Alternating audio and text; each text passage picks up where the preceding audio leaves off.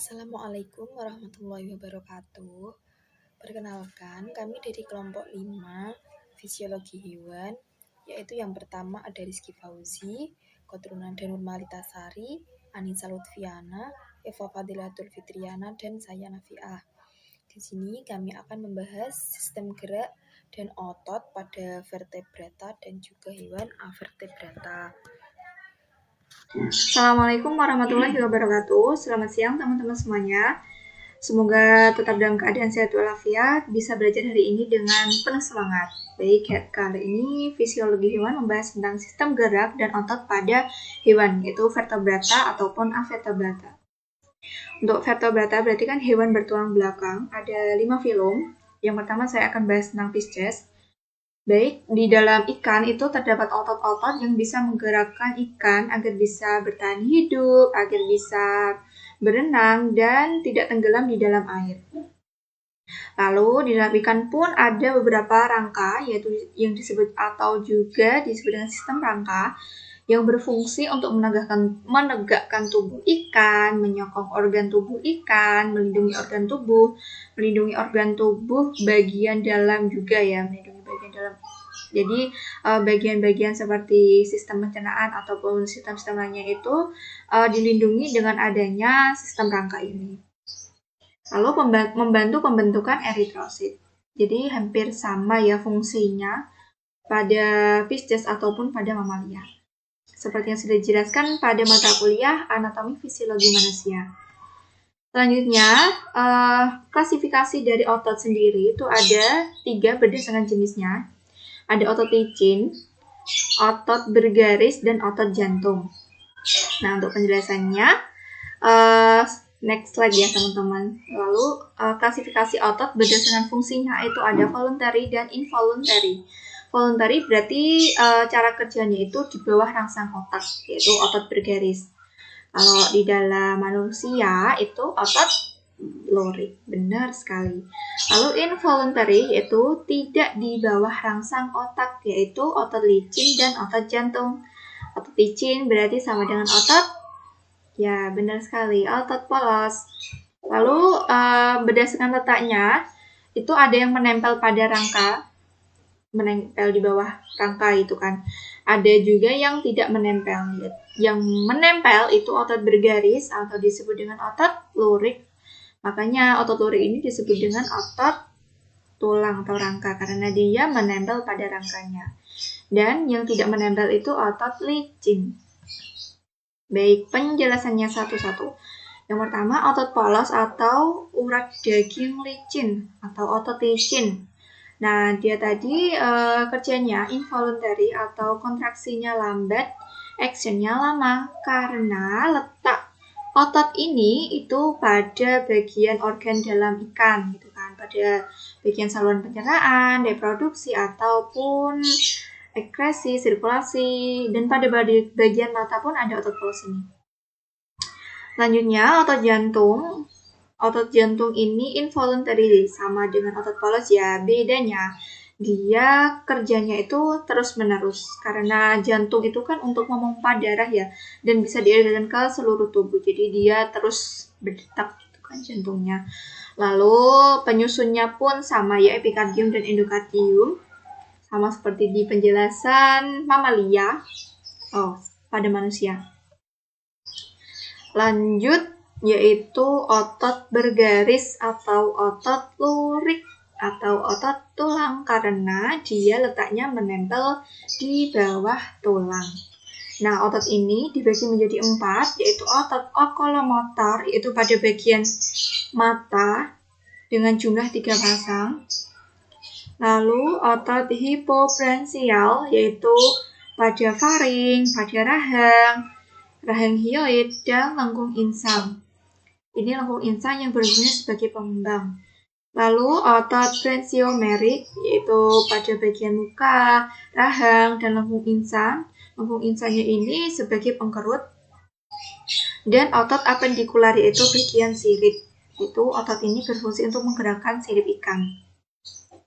Nah, karena tadi sudah menjelaskan penjelasan tentang otot, sekarang kita masuk ke tulang atau rangka pada ikan. Berdasarkan letak dan fungsinya itu dibagi 3, yaitu rangka aksial. Rangka aksial berarti dari tengkorak ya, dari atas sampai ke tengah-tengah, yaitu pada bagian tengkorak, punggung, dan rusuk. Lalu visceral yaitu pada bagian lengkung insang. Dan apendikular yaitu pada bagian sirip ikan. Lalu berdasarkan letaknya itu exoskeleton yaitu rangka bagian luar, sisik ya. Jadi sisik itu masuk dalam rangka ikan. Walaupun bentuknya tidak seperti duri gitu kan, sisik itu kan lebih condong lebih mirip hampir sama dengan kulitnya, tapi dia sisik itu teksturnya lebih keras lagi. Dan garis rusuk itu garis dari dari bagian depan atau bagian kepala ikan sampai bagian ekornya, itu namanya garis rusuk. Jadi si ikan agar bisa bentuknya itu menyerup memang seperti ikan itu kan, ya rata gitu kan, sesuai dengan pose ikan. Nah itu garis yang ada di atasnya itu namanya garis rusuk. Lalu endoskeleton itu pada bagian dalam, berarti ini pada bagian rangka-rangka perikondrium, peristeo itu seperti sistem peredaran darah, sistem pencernaannya, sistem respirasi, reproduksi, seperti itu teman-teman.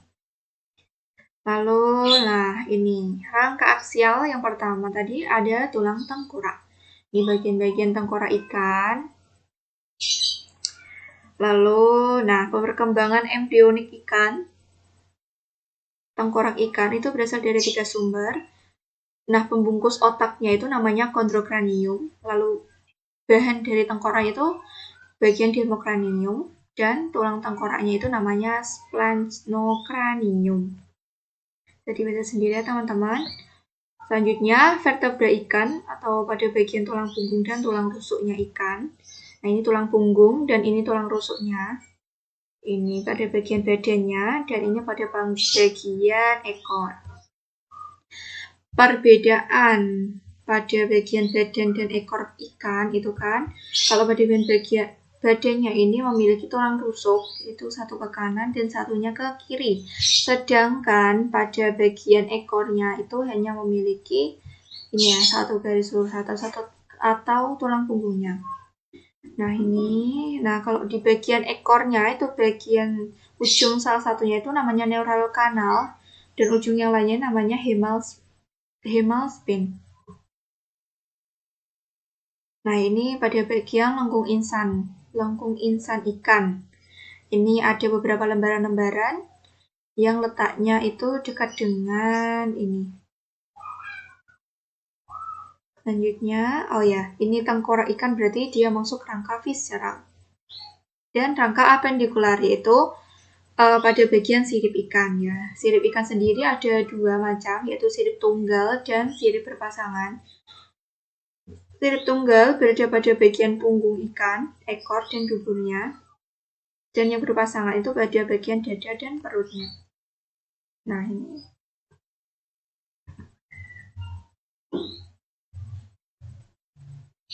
Oke, selanjutnya saya akan menjelaskan sistem rangka pada amfibi. Ya, yang seperti kita ketahui, amfibi ini adalah hewan yang hidup di 2 alam, yaitu di air dan dari kata amfi ya. Amfi yang artinya 2 dan bios itu artinya kehidupan. Amfibi ini hewan-hewan yang hidup di 2 alam. Nah, dalam kelas amfibi itu 3 ordo. Nah, yang pertama katak sama kodok, terus yang kedua salamander, yang ketiga yang Cecilia, yang kayak cacing itu, salamander cacing. Nah, pada rangka amfibi ini dibagi menjadi 3, yaitu tulang tengkorak, tulang badan, dan tulang gerak. Maaf ya, ini PPT-nya jadi nggak kelihatan semuanya kalau dibuka di HP. Oke, lanjut slide selanjutnya. Nah, ini bagian-bagian tulang. Yang pertama ada tengkorak. Nah, karakteristiknya tengkoraknya itu tebal dan luas, terdiri dari tulang premaksial, nasal, frontal, parietal, dan squamosa. Nah, yang gambar di sampingnya itu adalah gambar tengkorak dari katak. Nah, seperti itu. Meskipun tebal dan luas, bobotnya ini sangat ringan, jadi mempermudah katak ini dalam bergerak atau beraktivitas. Nah, besar tapi ringan. Yang kedua, badan. Ruas tulang belakang itu berkisar 10 sampai 200 pasang ya pada ordo gymnopiona. Gymnopiona ini yang gambar sebelahnya itu ada salamander cacing. Salamander cacing ini hidupnya itu banyak di dalam tanah. Tapi sternum, tulang dadanya ini perkembangannya kurang sempurna. Terus yang ketiga, tulang bagian gerak. Nah, memiliki 2 pasang tungkai, 4 jari kaki depan, 5 jari kaki belakang, mempunyai semacam tanduk pada jari. Pada katak memiliki tulang sacrum yang mengalami elongasi sehingga dapat melompat jauh atau tinggi. Nah, contohnya ini yang gerak ini katak ya. Dia mempunyai 2 pasang tungkai, kakinya ada 2 pasang, kemudian kaki depan itu terdiri dari 4 jari, yang belakang itu ada 5 jari dan memiliki seperti tanduk ya, enggak punya kuku tapi punya tanduk yang kayak menonjol itu di bagian kakinya. Dan juga di katak ini juga kalau bentuk luarnya itu punya selaput juga. Terus dalam tulangnya mempunyai tulang sacrum yang mengalami elongasi. Elongasi itu penambahan panjang lah, bisa tumbuh panjang. Elongasi tulang sacrum itu sekitar dada, tulang belakang sampai ke pelvisnya, sekitaran itu menengah ke bawah itu bisa memanjang. Nah, kalau panjang itu kalau dilengkapi dengan otot yang kuat itu bisa membuat katak ini melompatnya bisa jauh, bisa tinggi gitu. Yang memberi kekuatan itu di tulang sacrum itu. Nah, ini ada gambar-gambar rangka ya. Yang sebelah kiri ini adalah rangka dari katak. Bisa kita lihat yang bagian kepala itu ada tulang pterygoid, maksilia, nasal, premaksilia. Nah, seperti ini gambarnya. Nah, lebar, besar tapi bobotnya ringan. Kemudian ke bawah itu ada tulang yang bagian dadanya, bisa dilihat sendiri gambar-gambarnya. Terus ada kaki, yang kaki depan dan ada yang kaki belakang. Nah, seperti itu. Ini gambar katak. Yang bagian kiri, yang bagian kanan ini adalah tulang salamander. Nah, seperti itu. Nah, itu ruas tulang belakangnya lebih banyak ya, lebih banyak. Kemudian persendian pada katak. Nah, sendi-sendi pada katak ini ada lutut, bahu, siku, pinggul, dan pergelangan kaki, dan tangan juga ada sendi-sendinya. Jadi banyak lakukannya di tubuhnya. Yang selanjutnya ada sistem otot ya, ini lagi-lagi PPT-nya nggak kelihatan semua. Kemudian sistem otot ini pada katak ya, saya ambil contoh katak di amfibi memiliki 4 bagian. Yang pertama otot kepala, yang kedua adalah pektoral. Pektoral itu bagian dada. Kemudian abdomen atau ventral. Abdomen itu yang di bagian perut. Kemudian ada ekstremitas posterior, itu yang bagian bawah dan bagian belakang bawah ya. Nah, ini yang di sampingnya adalah gambar otot penampangnya dari atas ya. Ini kita lihat dorsal view of frog ini. Nah, ini gambarnya dari atas, otot-ototnya itu bisa kita lihat. Yang pertama yang di bagian atas itu bagian kepala, kemudian ada yang tengah itu otot yang bagian dada, kemudian ada yang bagian perut juga, terus ada yang bagian kaki-kaki, ada betisnya, ada pahanya, itu dibagi-bagi, terisep dan bisepnya namanya beda-beda, ada semua lengkap. Nah, terus gerakan pada amfibi ini, nah otot-otot ini digunakan untuk amfibi bergerak, khususnya contohnya ini katak, bisa untuk berenang, berjalan, dan melompat dan memanjat. Nah, kalau berenang biasanya itu untuk katak bedanya katak sama kodok. Nah, kalau kodok itu kebanyakan hidup di lingkungan yang berlumpur. Kalau katak itu tepatnya di air tawar. Kalau salamander juga di air tawar. Nah, ada juga yang memanjat katak pohon. Biasanya katak pohon itu memang habitatnya hidup di pohon, jadi dia naik ke ranting-ranting, ke daun, bisa memanjat. Oke, yang selanjutnya ini adalah, nah ini gambar yang sebelah kanan ini adalah penampang katak yang dari bawah. Yang tadi penampangnya dari atas, yang sekarang yang dari bawah. Nah, itu bisa kita lihat bagian-bagian ototnya ada semua. Otot aksial pada amfibi masih metamatik seperti pada ikan. Nah, ya pada mirip sama ikan. Kenapa? Karena habitatnya juga nggak jauh-jauh dari air seperti ikan. Nah, memiliki sekat horizontal membagi otot dorsal dan ventral. Bagian dorsal memiliki pengaruh kepala. Bagian hipaksial terbagi menjadi otot obliku eksternal, obliku internal, otot transversus, sedangkan otot derma sangat kurang. Nah, bagian dorsal itu yang atas memiliki pengaruh ke kepala. Terus bagian hipaksial itu yang bagian bawah, yang bagian badannya. Kemudian otot derma sangat kurang. Otot derma itu yang berhubungan dengan kulit ya. Derm itu artinya kulit. Kemudian otot pada katak. Contohnya saya ambil katak lagi nih. Yang pertama abdomen. Abdomen terdiri dari musculus rectus abdominus, musculus obliquus externus, musculus obliquus internus. Kemudian yang bagian ekstremitas posterior atau paha, atau bisa disebut juga femur, dan betis bisa disebut juga keras ya, paha. Itu terdiri dari musculus triceps femoris, musculus sartorius, musculus adductus magnus, musculus gracilis mayor, dan musculus gracilis minor. Nah, namanya banyak yang musculus ini ya. Kemudian yang betis itu terdiri dari gastronimus, tibialis anticus longus, dan tibialis anticus brevis. Kemudian juga ada tibialis posticus.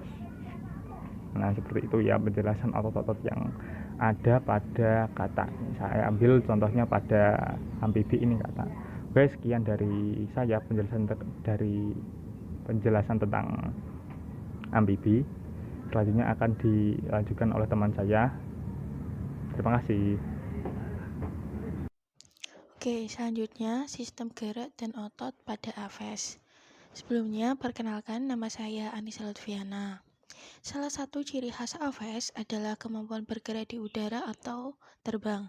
Sebagian besar anggota Aves mampu terbang kecuali beberapa jenis, yaitu ayam yang hanya mampu terbang rendah dan singkat, dan juga burung onta dan kiwi yang tidak mampu terbang. Aves dapat terbang karena mempunyai sayap dan berat badan relatif ringan. Otot-otot yang berperan dalam proses terbang adalah otot-otot pektoral. Otot-otot tersebut terdiri dari dua otot, yaitu pektoral mayor dan otot pektoral minor. Otot pada femur ini berfungsi untuk melakukan gerak berjalan. Otot pada femur ini terdapat dua bagian juga, yaitu femur bagian depan dan juga femur bagian belakang. Otot pectoralis Aves dapat terbang karena mempunyai sayap dan berat badannya relatif ringan. Otot-ototnya yang berperan dalam proses terbang yaitu yang pertama, pectoralis mayor, merupakan otot yang terdapat pada bagian dada dan berfungsi untuk menarik sayap ke bawah. Otot pectoralis mayor berukuran lebih besar dari otot pectoralis minor. Yang kedua, otot pectoralis minor merupakan otot yang berfungsi menarik sayap ke atas, dan otot ini juga terdapat pada bagian dada. Otot tersebut berukuran lebih kecil dari otot mayor.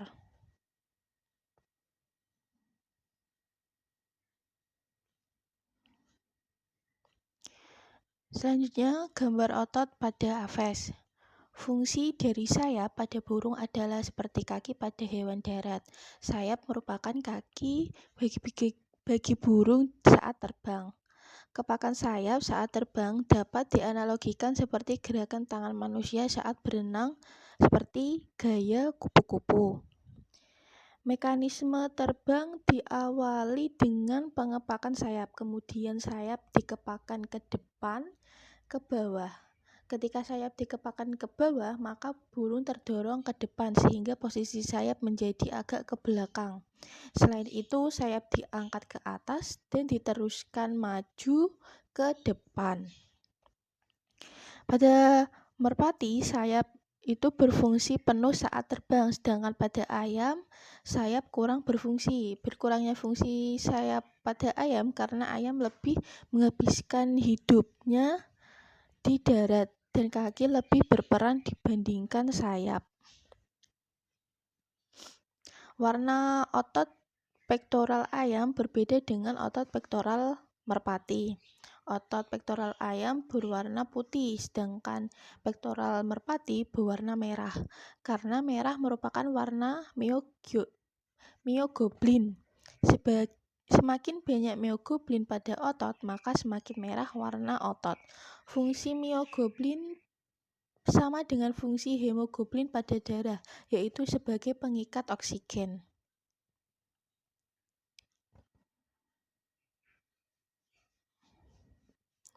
Selanjutnya yaitu mekanisme gerak otot pada saat aves terbang. Dengan diawali berelaksasinya otot pectoralis mayor dan berkontraksinya otot pectoralis minor. Sayap terangkat ke atas, kemudian otot pectoralis mayor berkontraksi dan otot pectoralis minor berelaksasi membuat sayap tertarik ke bawah. Saat sayap ditarik ke bawah, timbul daya angkat tubuh aves ke atas. Energi yang dibutuhkan dalam menarik sayap ke atas lebih kecil dibandingkan dengan menarik sayap ke bawah. Bulu bagian atas sayap juga berperan pada saat aves terbang. Berikut gambar otot pectoralis mayor dan otot pectoralis minor. Di situ ada cocaroid, scapula, furcula, humerus, radius, pectoralis muscle. Selanjutnya, mekanisme gerak otot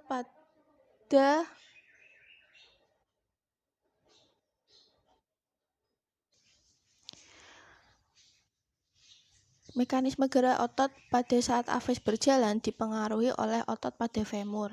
Otot pada femur ini kan dibagi dua, yaitu femur bagian depan dan juga femur bagian belakang. Kontraksi dan relaksasi otot femur bagian depan dan belakang ini yang dapat membuat aves berjalan. Selanjutnya, anatomi skeleton. Sedikit berbeda dengan vertebrata lain, terutama pada sayap aves, tulang berongga sehingga ringan memiliki tulang dada atau sternum yang besar sebagai tempat pelekatan otot terhubung ke humerus.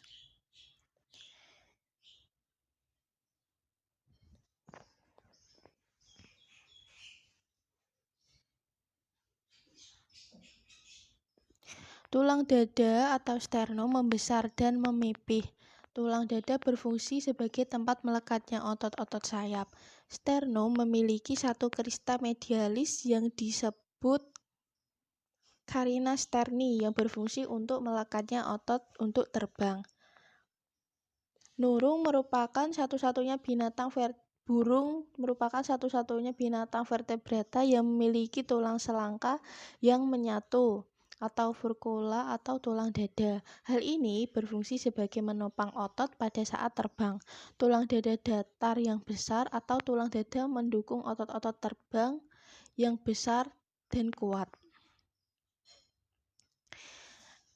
Selanjutnya yaitu gambar tulang untuk terbang. Di situ tubuh seekor burung ditutupi oleh bulu. Bulu-bulu sayap membuka dan menutup saat burung mengepakkan sayap. Bulu pada bagian ujung sayap terangkat ketika kecepatan berkurang. Udara melewati bagian atas bulu-bulu ini dan burung kembali memperoleh gaya angkat agar tidak terjatuh. Di tulang-tulangnya itu berongga. membentuk balok penopang. Pada pangkal dari bulu tertancap pada tulang sayap yang panjang. Selanjutnya, letak dari 9 kantong 9 udara pada burung. Kantong udara pada burung terletak di beberapa posisi, yaitu 2 buah di leher, 1 buah di antara tulang selangkah, 2 buah berada di dada belakang, dan 2 buah kantong udara perut. Selanjutnya, fungsi dari kantong udara, yaitu membantu nafas pada saat terbang karena kantong udara dapat menyimpan cadangan udara, membantu mengeraskan suara saat berkicau, membantu menjaga organ dalam dari pengaruh suhu dingin lingkungan, dan juga membantu mengatur berat jenis badan saat burung berenang dan terbang. Yang selanjutnya itu ada sistem gerak dan otot pada mamalia. Mamalia itu sendiri merupakan kelompok hewan yang paling tinggi derajatnya dalam golongan hewan yang mempunyai glandula mamae yang bisa menghasilkan air susu yang digunakan untuk menyusui anaknya. Contohnya itu adalah hewan tikus, kelelawar, kucing, kera, ikan paus, kuda, sapi, dan lain-lain. Yang pertama, itu ada sistem gerak pada mamalia. Alat gerak pada mamalia itu ada 2 pasang tungkai yang ada di belakang dan sepasang tangan yang ada di depan. Kemudian sepasang tungkai yang ada di depan itu menyerupai sirip atau alat gerak yang menyerupai sayap. Ini gambar dari rangka mamalia yang ada sepasang tungkai belakang dan juga sepasang tangan.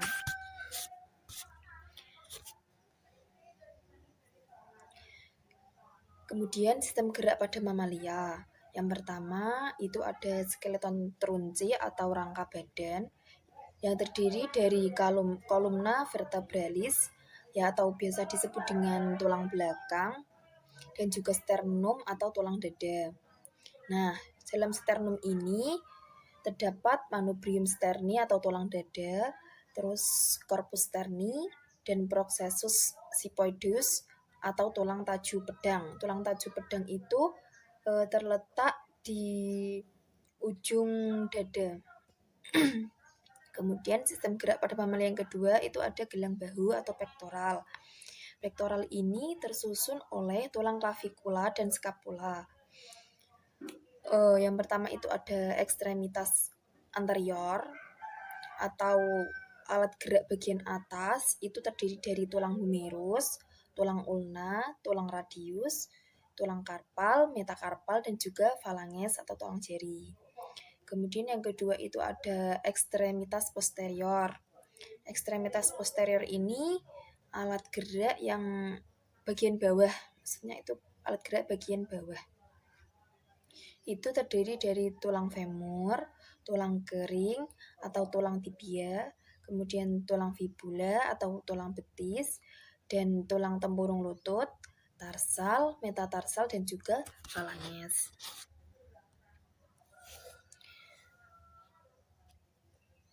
Selanjutnya itu ada sistem otot pada mamalia. Yang pertama itu ada musculus masseter. Musculus masseter itu bisa disebut dengan otot pengunyah. Jadi terletak itu di sebelah kanan dan kiri yang melekat pada rahang atas dan juga rahang bawah yang berfungsi saat kita itu mengunyah makanan. Kemudian yang kedua itu musculus sternocephalika. Terletak di sebelah kanan kiri leher yang memanjang, berfungsi sebagai melekatkan bagian kepala dan juga sternum atau tulang dada. Yang ketiga itu musculus pectoralis, berbentuk lebar dan terletak pada bagian sternum atau tulang dada dan juga humerus. Yang selanjutnya itu ada musculus rectus abdominalis. Otot ini terletak di tengah bagian perut yang menghubungkan antara pelvikus dan juga sternum dan menutup ruang perut pada ventral atau bagian bawah. Yang selanjutnya itu musculus obliquus abdominalis. Itu terletak dua bagian, yaitu musculus obliquus externa dan musculus obliquus interna. Otot ini juga menutupi bagian perut tapi bagian yang samping. Kemudian yang selanjutnya itu ada musculus transversus abdominalis. Itu terletak di bagian bawah musculus obliquus interna. Dan selanjutnya ada musculus intercostalis. Terdiri dari dua bagian, yaitu musculus intercostalis interna dan musculus intercostalis externa. Otot ini terletak di bagian bawah costae atau tulang rusuk yang ada di dalam perut. Yang selanjutnya ada musculus latissimus dorsi. Itu terdapat di atas punggung yang membujur dari leher hingga tulang pelvikus. Kemudian ada musculus yang lain yang terdapat pada alat gerak anterior maupun posterior yang digunakan untuk menggerakkan kaki dan juga bagiannya. Oke, yang selanjutnya adalah sistem otot dan gerak pada hewan reptil. Jadi pada hewan reptil secara garis besar, sebelum kita masuk ke setiap ordonya, saya akan menjelaskan bahwa di hewan reptil itu ada dua rangka, yaitu rangka yang tergolong exoskeleton dan rangka endoskeleton. Rangka exoskeleton adalah rangka bagian luar yang biasanya itu tersusun dari epidermis. Nah, bentuknya itu seperti sisik yang menanduk dan susunannya seperti genting. Bisa dilihat atau bisa dijumpai pada buaya dan ular. Kemudian ada bentuk lain pada kura-kura dari exoskeletonnya ini membentuk carapax atau cangkang. Nah, dari rangka endoskeleton atau rangka bagian dalam ini, rangka bagian dalam itu dibagi menjadi dua, yaitu skeleton aksial atau bagian atas dan skeleton apendikular. Mari kita bahas yang skeleton aksial. Skeleton aksial itu terdiri dari tengkorak, tulang belakang, dan nanti ada yang namanya tulang dada atau tulang rusuk. Nah, dari tengkorak yang pertama, umumnya reptil itu memiliki tengkorak yang bentuknya piramidal. Jadi kebanyakan reptil seperti buaya, kura-kura, kemudian ular, bentuk dari tengkoraknya ini piramidal atau meruncing ke arah kranikal dan pipih dalam arah dorsal ventral. Kemudian untuk tulang belakangnya terdiri dari 5 bagian. Nah, tulang servikal, kemudian ada tulang toraks, tulang lumbar, tulang sakral, dan ada tulang bagian ekor. Masing-masing jumlahnya saya tulis di bagian sampingnya. Nah, kemudian ada sebelumnya tadi ada gambar contoh penampang dari tengkorak kadal. Nah, bisa dilihat bentuknya itu cenderung ke piramidal ya, atau segitiga gitu. Ini ada keterangannya di bawahnya, bisa dilihat. Nah, terus dari tulang skeleton aksial sendiri ada tulang dada atau tulang rusuk. Tulang dada ini biasanya berbentuk segi empat dan tersusun atas tulang rawan yang tertanam pada dinding ventral toraks. Kalau sternum ini hanya ada pada hewan tetrapoda saja dan fungsinya untuk memperkuat dinding tubuh dan melindungi organ yang ada di dalamnya. Jadi fungsi tulang rusuk sama seperti pada manusia, hampir sama ya. Kemudian kalau pada ular sendiri itu tidak punya sternum atau tulang dada. Jadi dia bisa fleksibel untuk memangsa hewan yang ukurannya cenderung lebih besar daripada ukuran badannya. Nah, yang kedua setelah skeleton aksial ada skeleton apendikular.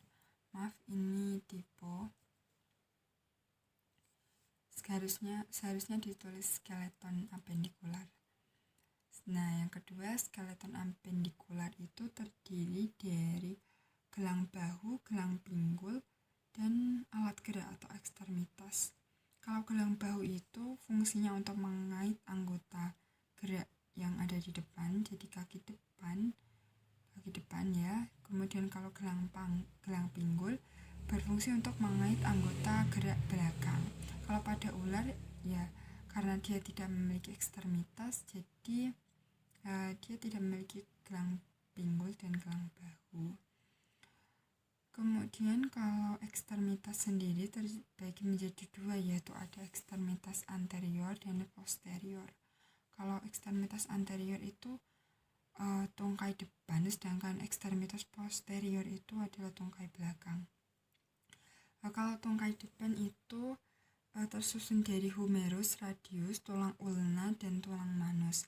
Sedangkan di bagian belakang itu ada tulang fibula, femoral, dan tulang tarsalia, metatarsalia, tulang phalanges, ada tulang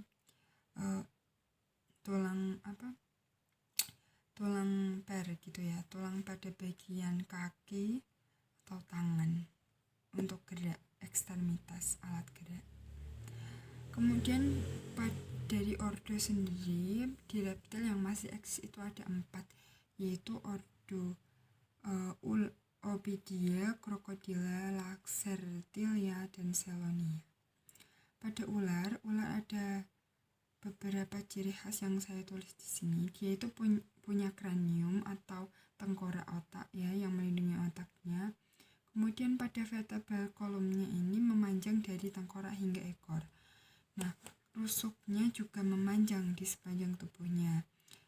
Ular itu tidak memiliki tulang dada sehingga nanti dia itu bisa fleksibel karena tidak ada hambatan di tulang dadanya, dia bisa fleksibel untuk memangsa hewan yang ukurannya jauh lebih besar dari ukuran badannya.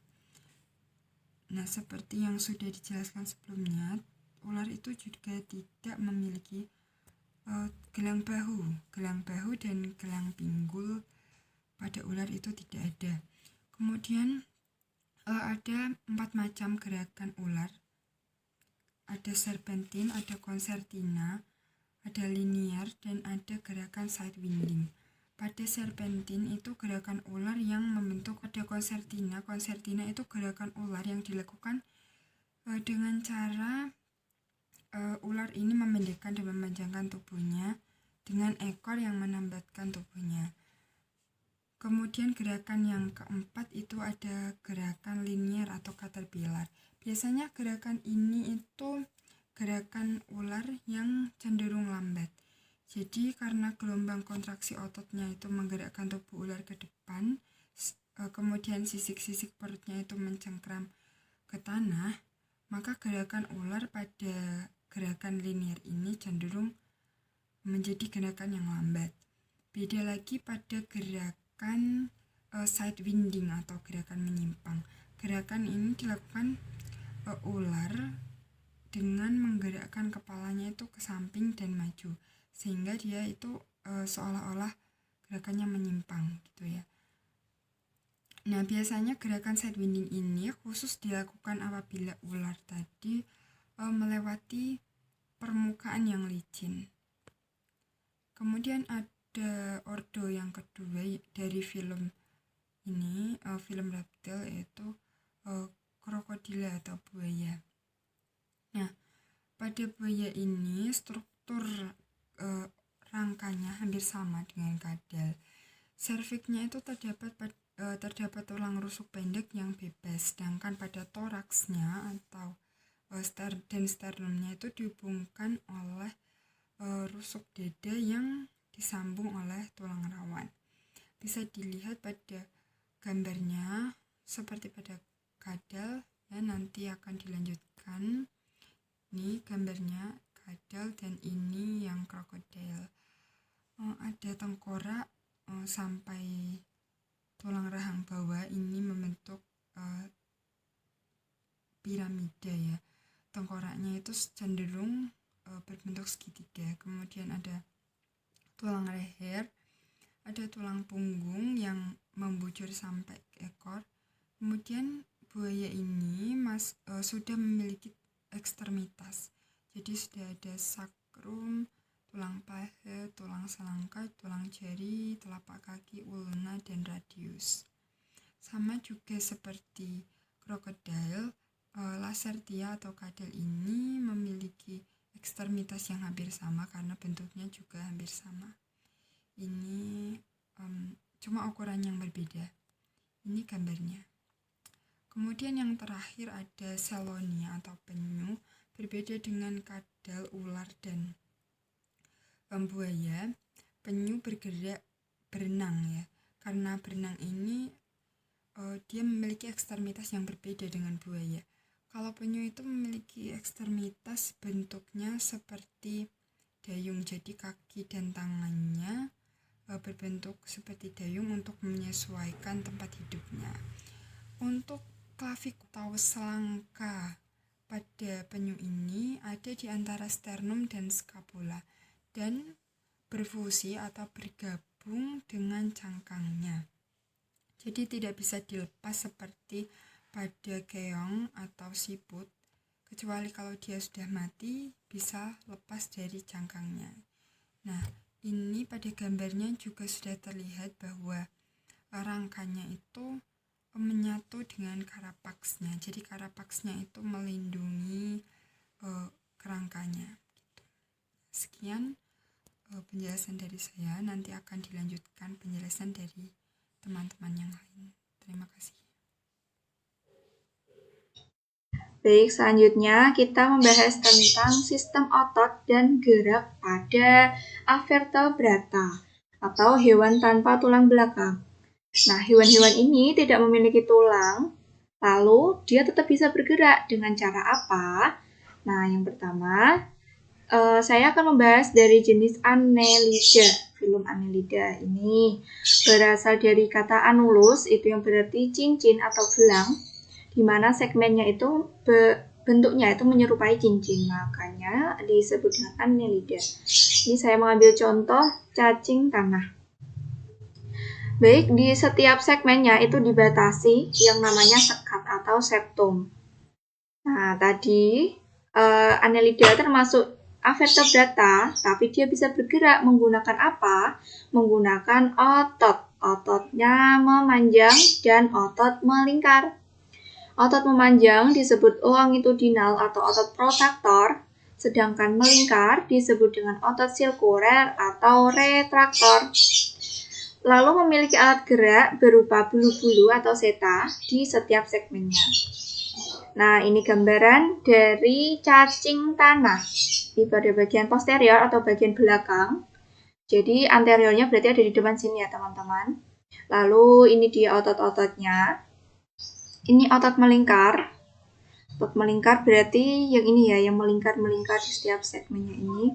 Dan ini otot membujur atau yang bentuknya longitudinal. Selanjutnya, tadi cacing dapat bergerak karena memiliki otot-otot tadi ya, otot membujur dan otot melingkar. Otot membujur atau protraktor itu untuk menegangkan tubuh cacing. Sedangkan retraktornya itu untuk mengendorkan tubuh cacing. Nah, maksudnya apa? Langsung saja ke mekanisme gerak cacing tanah. Nah, saat cacing tanah berada di permukaan tanah, seta tadi bulu-bulu ya yang ada di sekat-sekatnya. Seta di posterior berarti seta yang ada di bagian posterior, bagian belakang, mulai mempersiapkan tubuhnya untuk bergerak. Lalu otot protraktor di anterior, protraktor yang di depan, anterior berarti di depan, itu mulai menegang dan otot retraktornya itu mengendur. Karena tadi sifat gerak dari otot ini itu antagonis atau berlawanan. Nah, ini dia. Pergerakan kedua otot ini terjadi secara antagonis dan membuat gerakan tarik-menarik ke depan dan menolak tubuh ke belakang, atau yang biasa disebut dengan merayap ya. Jadi kalau lihat videonya nanti bisa mengerti apa yang dimaksud cara gerak dari cacing tanah ini. Nah, pergerakan cacing tanah dibantu oleh lendir yang dihasilkan oleh tubuh cacing.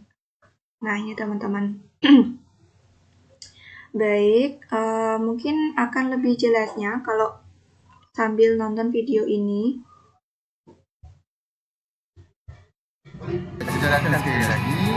Ini tadi ya, otot lingkarnya itu akan mengecil, sedangkan otot bujurnya nanti akan mengendur secara berlawanan. Nah, karena tadi berlawanan ya, segmen-segmen lain pada badan cacing tanah tadi dengan otot lingkar yang mengecil dan otot membujurnya yang mengendur, nanti badan dari cacing ini akan menipis dan memanjang. Nah, seperti ini. Menipis dan memanjang. Begitu juga dengan sebaliknya, saat otot lingkarnya itu mengendur dan otot membujurnya itu mengecil, maka badan cacing itu akan menebal dan memendek. Jadi intinya menebal, memendek seperti itu teman-teman gerakannya. Oke. Selanjutnya, pembahasan vertebrata akan dijelaskan oleh teman saya.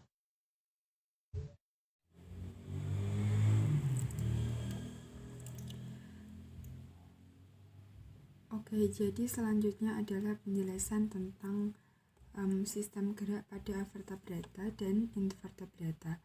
Nah, di bagian vertebrata saya akan menjelaskan tentang hewan yang tergolong ke dalam hewan-hewan echinodermata.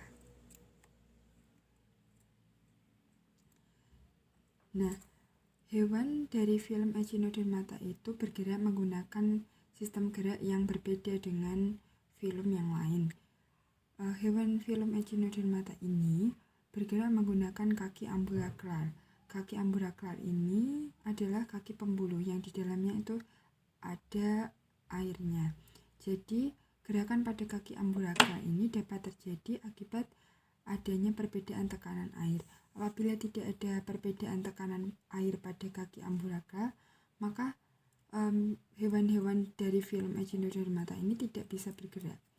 Nah, kaki ambulakral itu memiliki rongga dan merupakan kelanjutan dari sistem pembuluh air yang fungsinya untuk bergerak atau bernafas dan membuka cangkang untuk mangsa buruannya. Nah, untuk sistem pembuluh air sendiri pada hewan dari film echinodermata terdiri dari beberapa bagian. Nah, pada gambar ini sudah tertera beberapa bagian itu adalah madreporid. Nah, madreporid ini adalah lempeng dorsal yang bentuknya berlubang-lubang. Nah, fungsinya apa? Fungsinya untuk tempat masuknya air laut ke dalam sistem pembuluh air sehingga nanti kaki ambulakral ini bisa bergerak. Kemudian bagian yang kedua ada madreporicus atau saluran batu, yaitu saluran yang menghubungkan antara madreporid tadi dengan saluran cincin yang ada di dalam kaki ambulakral. Sedangkan ada bagian yang namanya circumolaris atau saluran cincin. Nah, saluran cincin ini bentuknya melingkar. Saluran yang melingkar yang mengelilingi mulut dari hewan dari film echinodermata ini. Contohnya seperti bintang laut. Kemudian ada saluran radialis atau saluran yang bercabang-cabang dari saluran cincin tadi sampai ke setiap lengan dan ujung kaki pada kaki ambulakral hewan echinodermata.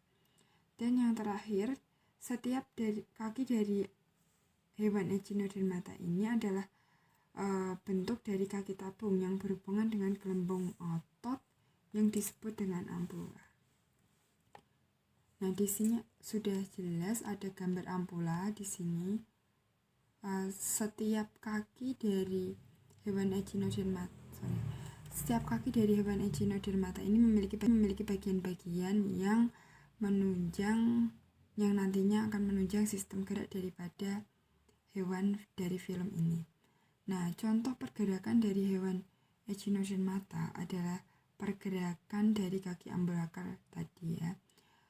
Nah, pada bintang laut, kaki ambulakral ini akan bergerak apabila ampula yang ada di dalamnya ini berkontraksi. Nah, jika air yang tertekan masuk ke dalam kaki ambulakral, maka akan mengakibatkan kontraksi di dalamnya, sehingga ketika ampula ini berkontraksi, maka akibatnya kaki ambulakral akan berubah menjulur menjadi panjang. Jadi setelah berkontraksi, maka air akan masuk dan kaki ambulakral akan memanjang atau bergerak, sehingga nanti bintang laut ini bisa bergeser. Selanjutnya, apabila ampula ini mengembang dan airnya itu bergerak berlawanan arah dengan arah dia masuk tadi, maka kaki ambulakral tadi akan memegang benda yang tadinya memendek dan menyeret tubuh hewan tadi ke arahnya. Jadi dia bisa bergerak apabila kaki ini memanjang, memendek, memanjang, memendek, begitu ya. Oke, Selanjutnya yaitu sistem gerak dan otot pada moluska. Jenis-jenis moluska yang pertama ada gastropoda. Gastropoda ini dapat bergerak dengan menggunakan parut serta kakinya. Hewan yang termasuk dalam golongan tersebut adalah siput. Siput berjalan dengan parutnya. Yang kedua yaitu celapoda. Ini merupakan hewan bergerak dengan memanfaatkan kaki serta kepalanya. Contohnya yaitu gurita dan juga cumi-cumi. Yang ketiga yaitu pelesipoda, merupakan hewan dalam film moluska yang bergerak dengan memanfaatkan kaki pipihnya. Contohnya adalah scapoda.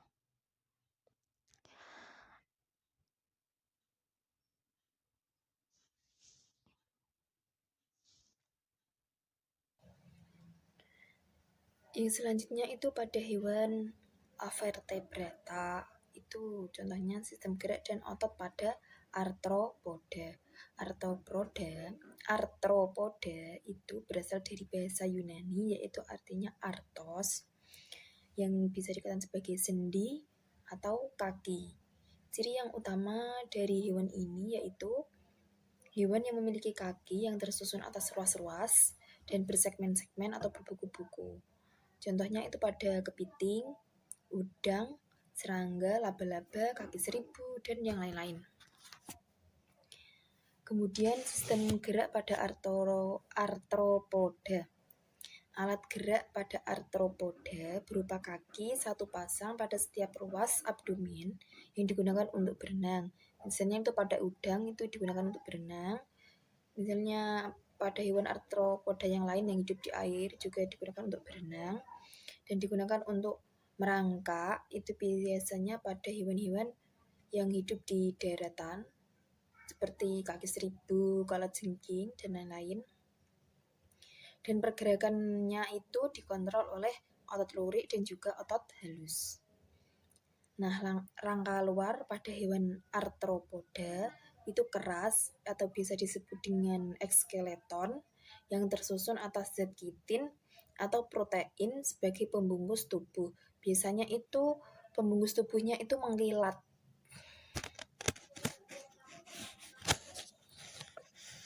Kemudian yang selanjutnya ada sistem otot pada arthropoda.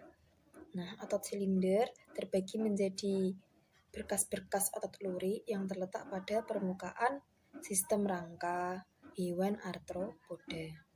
Dan otot terletak pada permukaan dalam ekskeleton akibat adanya sel-sel epidermis.